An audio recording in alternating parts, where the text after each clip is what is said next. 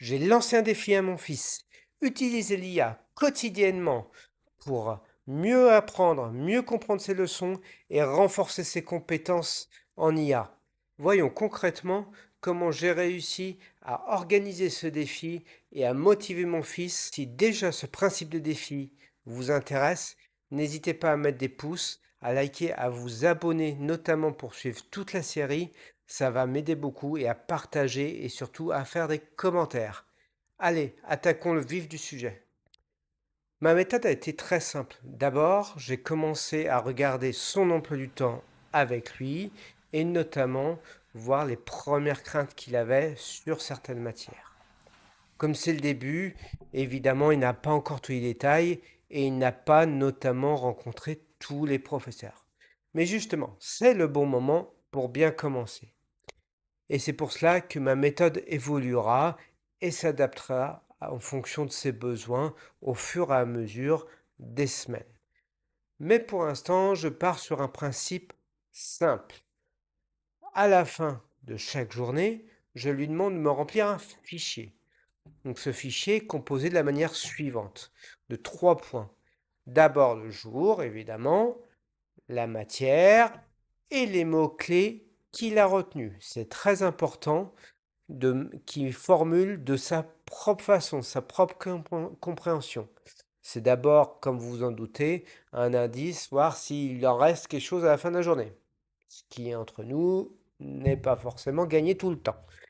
Mais on verra, encore une fois, ce qu'il en reste. S'il m'en fait que 2 mots-clés par jour sur chaque matière, ça va faire un peu juste. Mais admettons qu'il me remplisse ce fichier correctement. Donc, je reprends ces notes avec lui. On demande à l'IA, ChatGPT par exemple, de compléter ces notes. On fait une analyse des réponses de l'IA et on affine les prompts qu'il aura fait avec, pour que les réponses qu'il obtienne soient le plus claires pour lui. Pas pour moi, pour lui d'abord. Il faut bien aussi se mettre ça en tête, il faut que ce soit clair pour lui.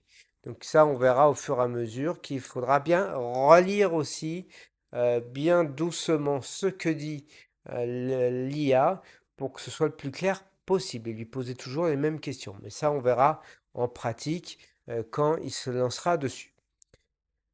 Deuxième point de ma méthode, je vais utiliser pour certaines matières un peu plus traditionnelles comme le français ou l'histoire géo, 2 IA qui sont différentes de ChatGPT. C'est NotebookLM et Perplexity.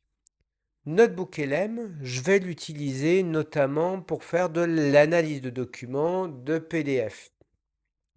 C'est en effet, de mon point de vue, très utile pour euh, reprendre des fichiers éventuellement qu'il aurait reçus de l'école, mais aussi scanner éventuellement des pages de bouquins scolaires pour qu'on puisse faire une analyse et reformuler. Ça, c'est un outil très puissant et vous l'avez vu avec certaines vidéos que je vous indique aussi en référence, où je suis assez fan de cet outil-là.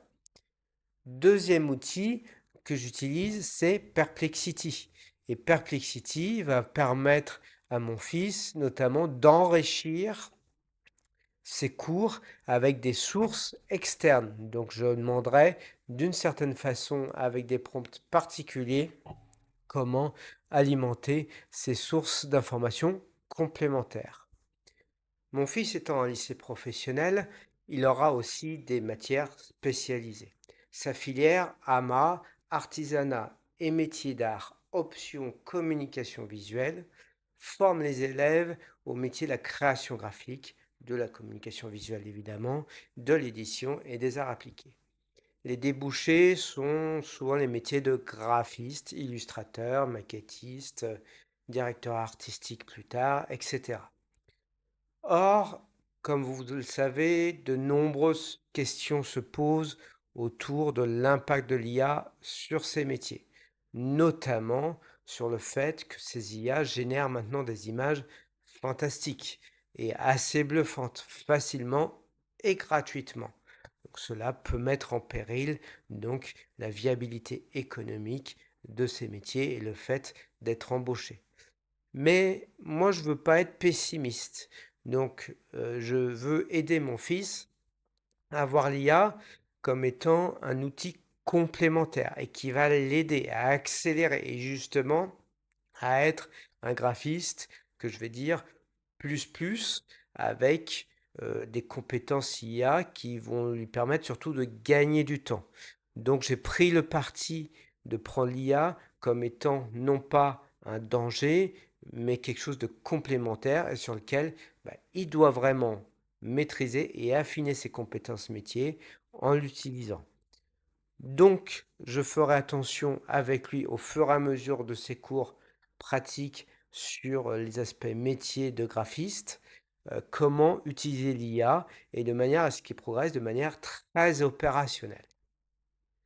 Enfin, dernier point de ce défi aura une période de rodage, c'est-à-dire qu'il y aura une période d'adaptation de la méthode, parce que vous avez bien compris que les points que je vous ai soulevés à l'instant sont en cours d'adaptation.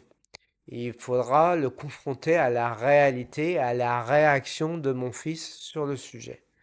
Donc cette période de rodage se déroulera probablement jusqu'aux vacances d'octobre, mais évidemment, je ne manquerai pas de faire des vidéos dessus.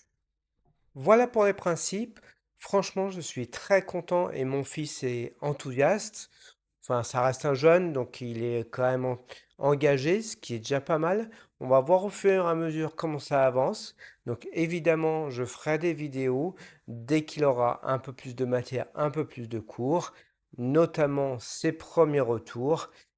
Et je vous demanderai de vous abonner, de liker, de partager et surtout de commenter. Si vous avez des points en tête d'amélioration ou de réaction, n'importe quoi qui fait que ce défi sera encore plus performant et je pourrai guider encore mieux mon fils et éventuellement vous aider plus, n'hésitez surtout pas, likez, partagez, commentez. Et voilà, et l'algorithme de YouTube sera content, et moi encore plus. Allez, à très vite pour le côté concret de ce défi.